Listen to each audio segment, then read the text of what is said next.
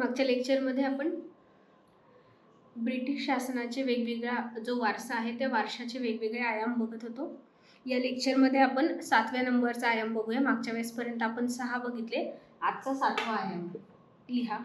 Number 7, सर्वात हानिकारक वारसा म्हणजे. सर्वात हानिकारक वारसा म्हणजे ब्रिटिशांनी आपल्याला वारसा म्हणून सगळ्यात हानिकारक काय दिलं असेल तर अर्थातच आपल्याला माहिती आहे फाळणी. सर्वात हानिकारक वारसा म्हणजे उपखंडाची फाळणी. हा उपखंड तिथे कधीही भारत देशाची फाळणी असं वाक्यप्रचार करायचा नाही. आपण परीक्षेचं उत्तर लिहिताना काही विशिष्ट शब्दांचा त्या उत्तर लिखाणामध्ये वापर करणं अत्यंत गरजेचं असतं.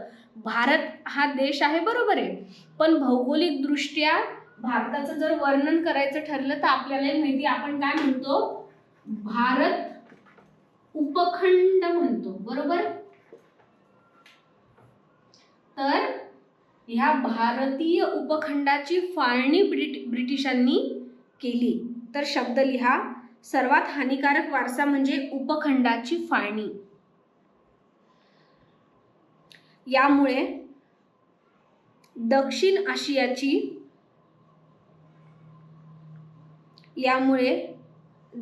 आशियाची नैसर्गिक वृद्धी थांबली. यामुळे दक्षिण आशियाची नैसर्गिक वृद्धी थांबली. आपल्याला माहिती आहे जगामध्ये जे 7 खंड आहेत त्यातला एक महत्त्वाचा आणि सगळ्यात मोठा खंड म्हणजे आपला आशिया खंड.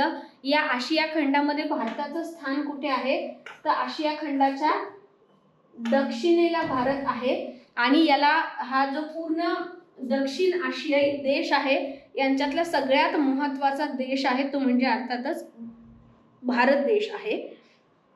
आणि या भारत देशाचीच फाळणी झाल्यामुळे त्याचा फटका जो आहे, त्याचा त्रास जो आहे किंवा त्याच्यामुळे नुकसान जे आहे ते या संपूर्ण दक्षिण आशिया भागाला भोगावं लागलं आहे. ठीक आहे, पुढे लिहा. दिलीप हिरो यांनी. आता हे दिलीप हिरो नावाचे लेखक आपल्याला वारंवार येणार आहेत. Dilip hero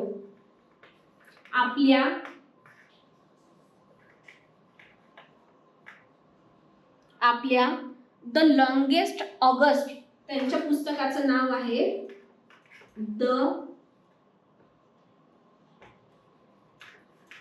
longest August.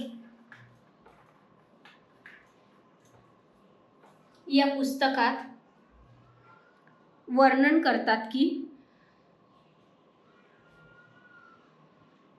भारतीय उपखंडीय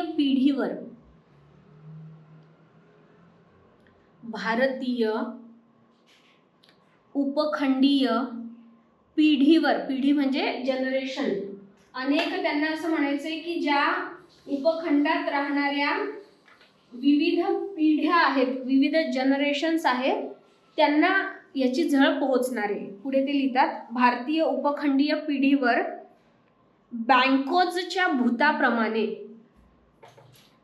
आता ते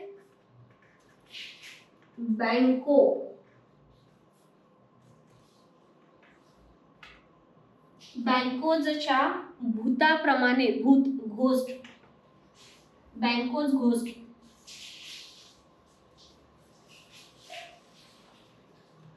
बँकोजच्या भूताप्रमाणे फाळणीच्या जखमांचे व्रण, फाळणीच्या जखमांचे व्रण म्हणजे ती जी जखमाच्या ज्या खुणा आहेत, जखमांचे व्रण कायम राहतील.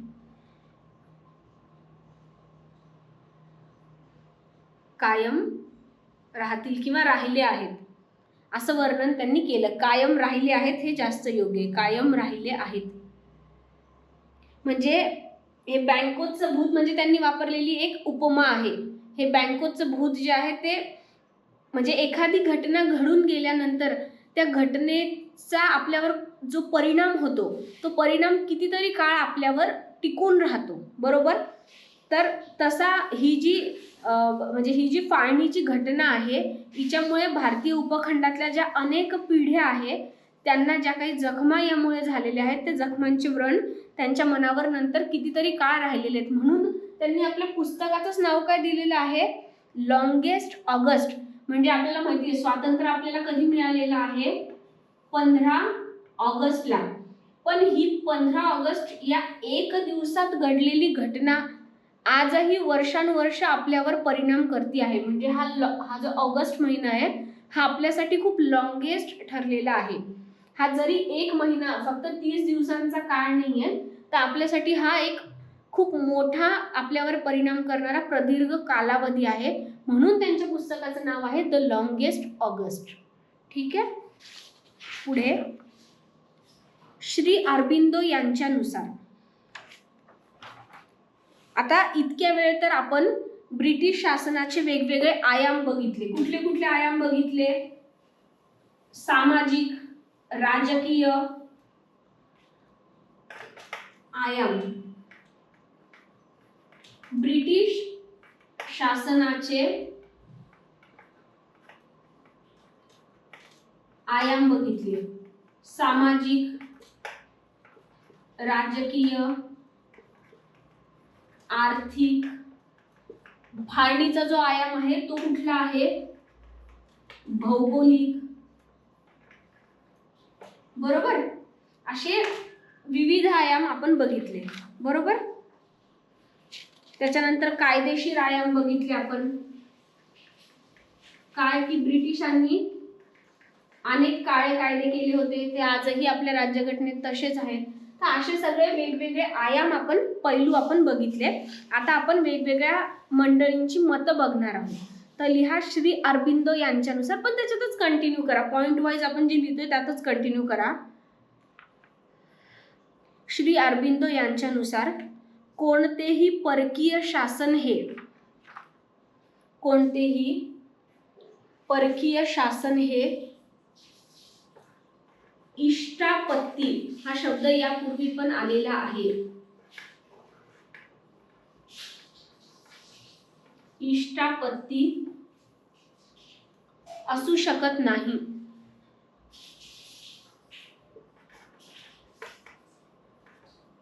कोणतेही परकीय शासन हे इष्टापत्ती असू शकत नाही. मी यापूर्वी पण ही संकल्पना सांगितलेली आहे. ही संकल्पना आपल्याला अनेक ठिकाणी वापरावी लागते. काय आहे ही संकल्पना, इष्ट शब्दाचा अर्थ काय होतो, चांगली. आपत्ती म्हणजे काय, संकट. मग कधी कधी एखादं संकट हे चांगलं असतं, जरी ते संकट असलं तरी ते चांगलं असतं. अशा संकटाला किंवा अशा घटनेचं वर्णन इष्टापत्ती या शब्दाने केलं जातं. याला इंग्रजीमध्ये ब्लेसिंग्स इन डिस्गाइज असं म्हणतात. ठीक आहे. ही एक मोठी संकल्पना आहे, मात्र आपल्याला ही वारंवार वापरावी लागते अनेक ठिकाणी. तर श्री अरबिंदो यांच्या म्हणण्यानुसार काय आहे की जेव्हा परकीय लोक आपल्यावर शासन करतात, भले मग ते कायद्याच्या राज्यांनी करो, त्यांनी काही चांगले कायदे करो, त्यांनी काही चांगल्या सुधारणा केल्या सामाजिक सांस्कृतिक, तरी सुद्धा कारण का ते परकीय शासन आहे, त्यामुळे ती जी त्यांचं शासन आहे ती इष्टापत्ती म्हणजे चांगली आपत्ती, चांगलं संकट असू शकत नाही. कुठलंही परकीय शासन हे सर्वार्थाने वाईट असतं असं श्री अरबिंदो म्हणतात. ठीक आहे. म्हणजे जसं आपण बघितलं ना की जो काँग्रेसचा जो मवाळवादी कालखंड होता, त्या मवाळवादी कालखंडातले जे आपले सगळे नेते होते ते काय म्हणायचे की ठीक आहे ब्रिटिश परकीय लोक आहेत ब्रिटिश, पण काही काही ब्रिटिशांनी गोष्टी चांगल्या केलेल्या आहेत. जसं आपल्या देशातली जाती प्रथा असेल, आपल्या देशातल्या विविध सामाजिक प्रथा असतील, सती प्रथा, त्याच्यानंतर विधवांचं जे काही सगळे प्रश्न होते तर ते बऱ्यापैकी ब्रिटिशांनी सोडवले. तर म्हणून बरेच मवाळवादी नेते ब्रिटिश शासनाचं वर्णन इष्टापत्ती या शब्दात करतात. मात्र अरबिंदोंचं म्हणणं आहे की ते एक परकीय शासन आहे, त्यामुळे ते इष्टापत्ती असू शकत नाही. तर पुढे लिहा, रवींद्रनाथ टागोर असं लिहितात की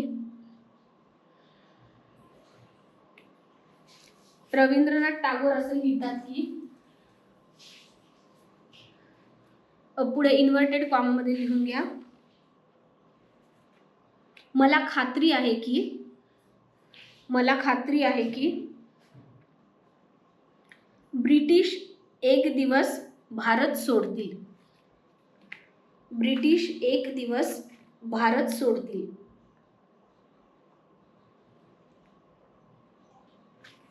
मात्र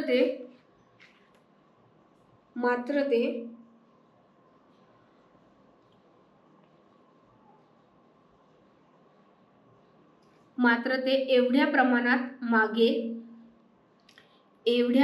म्हणजे मोठ्या प्रमाणात मागे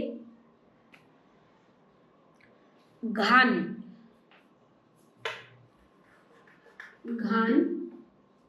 आणि विस्कळीतपणा, किंवा ज्याला म्हणजे आता हा हिंदी शब्द आहे उलटपुलट किंवा उलटपालट, तर त्याला ते उलटपालट शब्द नीट नाही समजत म्हणून आपण लिहू विस्कळीतपणा.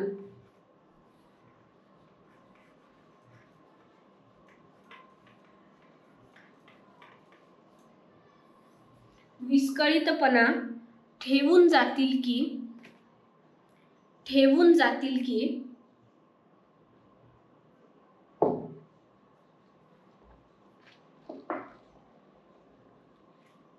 भावी पिढ्या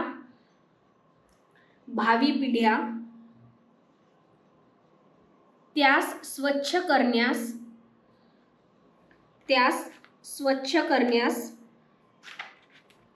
सक्षम नसतील. भावी पिढ्या त्यास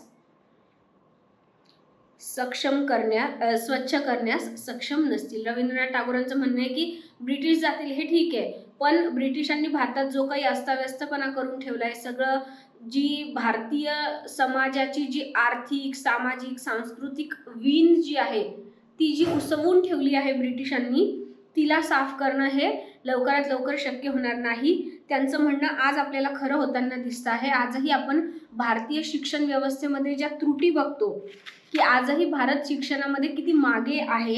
आजही आपल्याला चांगलं दर्जेदार उच्च शिक्षण घ्यायचं असेल तर परदेशातच जावं लागतं विद्यार्थ्यांना. यावरून कळतं की ब्रिटिशांनी आपली किती हानी करून ठेवलेली आहे. ठीक आहे, तर असं सगळं आपण हे वेगवेगळे आयाम बघितलेले आहे. पुढचं महत्त्वाचं हेडिंग द्या किंवा तुम्ही नवीन पानावर सुद्धा हे सुरू करू शकता. संविधान सभा आणि ब्रिटिश शासन. संविधान सभा आणि ब्रिटिश शासन.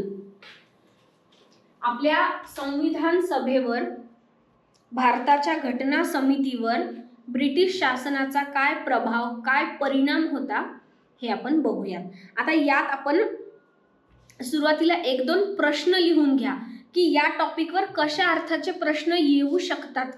असं तुम्ही असं प्रश्न देऊन लिहून घ्या. जस्ट लिहा किती प्रमाणात भारताचे सध्याचे संविधान, किती प्रमाणात भारताचे सध्याचे संविधान भारतीयांच्या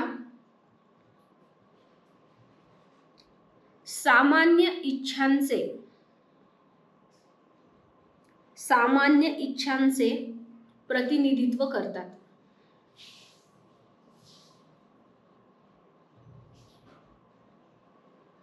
ठीक आहे, हा एक प्रश्न आहे, अशा अर्थाचा प्रश्न की भारताचं जे सध्याचं संविधान आहे ते खरंच भारतीयांना हवं आहे, भारतीयांची जी सामान्य इच्छा आहे तसं आहे की ब्रिटिशांना हवं होतं तसं आहे. म्हणजे जनसामान्यांच्या ज्या इच्छा, आकांक्षा, महत्त्वाकांक्षा, अपेक्षा आपल्या सरकारकडून असतात आणि त्यासाठी जनता राज्यघटनेची निर्मिती करत असते. जनतेने निवडून दिलेल्या प्रतिनिधींद्वारे राज्यघटनेची निर्मिती होत असते. मात्र कारण का भारतीय राज्यघटनेत ब्रिटिशांनी केलेल्या कायद्यांचा इतका परिणाम आहे की खरंच त्याला भारतीयांच्या इच्छांचं प्रतिबिंब त्यात पडलेलं दिसतं का, आणि दिसत असेल तर ते कितपत आहे, किती प्रमाणात, म्हणजे पूर्ण 100% आहे, 50% आहे, किती प्रमाणात ते आहे, अशा अर्थाचा हा प्रश्न आहे. अशाच अर्थाचे 2-3 प्रश्न ऑलरेडी UPSCत येऊन गेलेले आहेत. UPSCच्या ऑप्शनलमध्ये या संदर्भाचे 1-2 प्रश्न येऊन गेलेले आहेत. मी नेहमी सांगते की आपल्याला ओल्ड क्वेश्चन पेपर आपल्या डोळ्यासमोर असणं गरजेचं आहे. कुठल्याही विषयाचा जेव्हा आपण अभ्यास करतो तर त्याच्यात म्हणजे तो अभ्यास करताना याबद्दल जुने कुठले कुठले प्रश्न या संदर्भात येऊन गेलेले आहेत याची जर आपल्याला आयडिया आली तर अभ्यासाचा स्कोप आपल्याला ठरवता येतो की एवढ्या डेप्थमध्ये जाऊन अभ्यास करायचा आहे आपल्याला हे कळतं. आता आपल्याला कारण का MPSCची अजून वर्णनात्मक प्रकारची एकही परीक्षा झालेली नाही आहे, त्यामुळे साहजिकच आपल्याला UPSCच संदर्भ ठेवावा लागेल UPSCचा. तर तुम्ही म्हणजे मी तर उपलब्ध करून अर्थातच देणार आहे. या टॉपिकच्या किंवा प्रत्येक टॉपिकच्या संदर्भात किती प्रश्न आलेले आहेत, कशा अर्थाचे प्रश्न आलेले आहेत हे मी देणार आहे नंतर. तर इथे आपण हा एक प्रश्न बघितला. अजून एक लिहा प्रश्न. भारताची संविधान सभा ही कितपत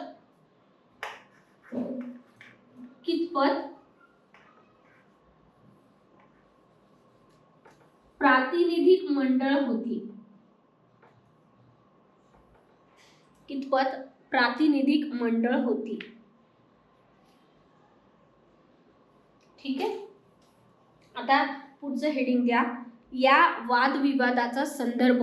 वरच्या प्रश्नामध्ये आपल्याला काय दिसतंय? 2 वादविवाद दिसतात आहे. काय वादविवाद आहे?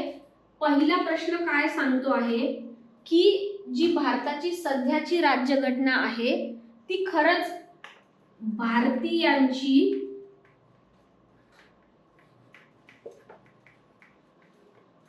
इच्छा आहे का किंवा इच्छांचं प्रतिबिंब त्यात आहे का?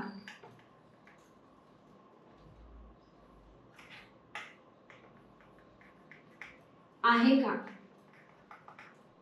आणि दुसऱ्या प्रश्नावरून आपल्याला काय वादविवाद झालेला आढळतोय? दुसरा प्रश्न आहे की जी आपली संविधान सभा होती त्या संविधान सभेमध्ये जे कोणी तिचे सदस्य होते, त्या संविधान सभेचे जे सदस्य होते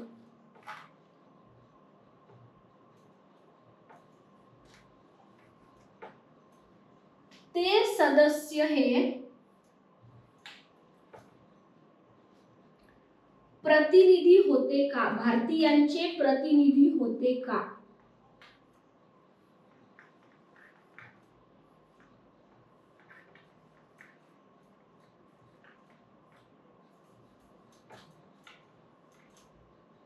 संविधान सभेतले जे सदस्य होते ज्यांनी भारताची राज्यघटना निर्माण केली ते सगळे सदस्य भारतीयांचे प्रतिनिधी होते का?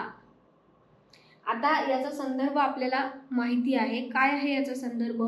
की संविधान सभेचे जे प्रतिनिधी होते, आज जसं आहे की आपल्या जिल्ह्याचा खासदार आपण जेव्हा निवडून देतो किंवा आपल्या मतदारसंघाचा आमदार जेव्हा आपण निवडून देतो, या आमदाराचं खासदाराचं काम काय असतं तर आपल्या वतीने कायदे निर्माण करण्याचं काम आमदार खासदार हे लोकप्रतिनिधी करतात, बरोबर?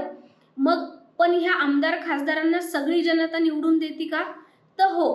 18 वर्ष वयावरील 18 वर्ष ही एक कमीत कमी अट आहे आणि 18 वर्ष वयावरील प्रत्येक प्रौढ नागरिक, मग अगदी तो नागरिक तुरुंगात जरी असेल तरी तिथून सुद्धा त्याला मतदानाचा हक्क बजावण्याचा अधिकार असतो.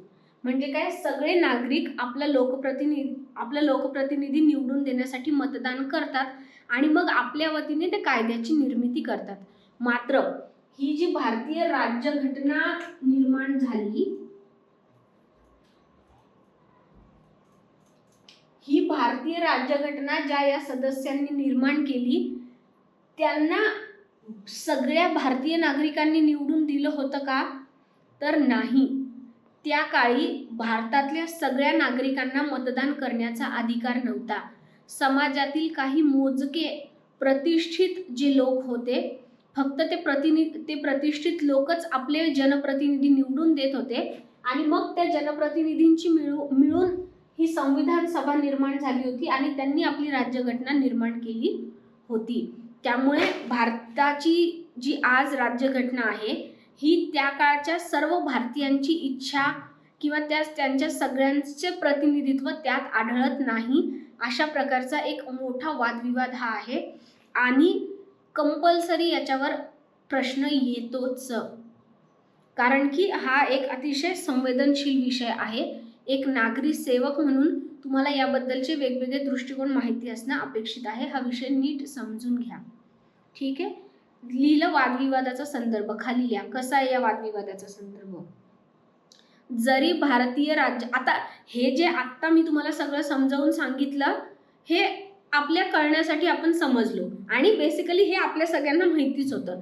आता एमपीएससीचा अभ्यासक्रम सगळेजण या आधीपासून करतात आहे, त्यामुळे हे संदर्भ माहिती आहे. पण आता हे सगळं लिहायचं कसं, हा आपल्या समोर प्रत्येक वेळी एक प्रश्न असतो की मला कळलेलं तर आहे हा जो वादविवाद आहे, इथे आपल्याला हा जो वादविवाद दिसतो आहे हा मला माहिती आहे, पण आता हे लिहायचं कसं, उत्तर लिखाण करताना ह्याचं लिखाण कसं करायचं, हा आपल्यासमोर कायम एक महत्त्वाचा प्रश्न असतो. आणि यासाठीच आपल्याला गरज असते ती नोट्सची, कारण नोट्समध्ये ते योग्य शब्दांमध्ये शब्दबद्ध केलेलं असतं. ठीक आहे. तर यासाठी कुठला तरी कोचिंग क्लास आणि कोचिंग क्लासच्या व्यवस्थित नोट्स आपल्यासाठी गरजेच्या असतात. ठीक आहे. कारण वैकल्पिक विषयामध्ये असे बरेच मुद्दे, त्याचे सबमुद्दे, त्याचे अजून उपमुद्दे असं येतच राहतं. तर अशा छोट्या छोट्या गोष्टी व्यवस्थित समजून घेणं महत्त्वाचं असतं. तर त्या दृष्टीने सगळ्यांनी चांगल्या दर्जेदार नोट्स, आपण जो कुठला वैकल्पिक विषय घेतलेला आहे त्याच्यात चांगल्या दर्जेदार नोट्स असणं हे अत्यंत महत्त्वाचं आहे.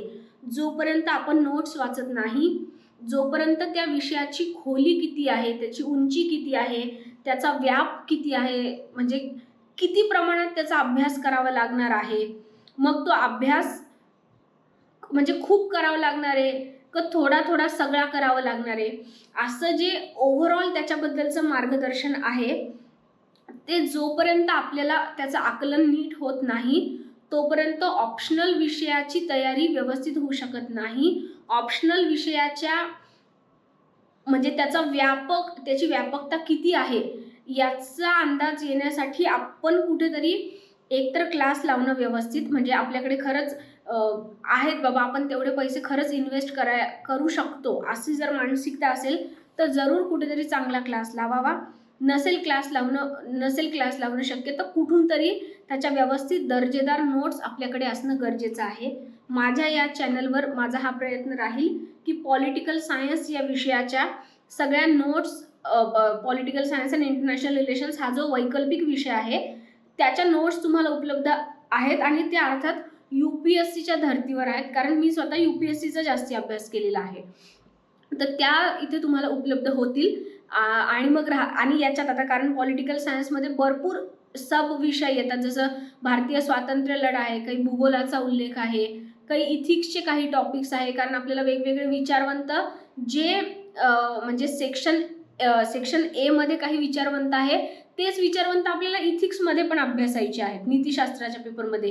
तर असं भरपूर अर्थाने या माझ्या चॅनलवर उपलब्ध होणाऱ्या नोट्स या तुम्हाला वेगवेगळ्या ठिकाणी कामी येणाऱ्या आहेत.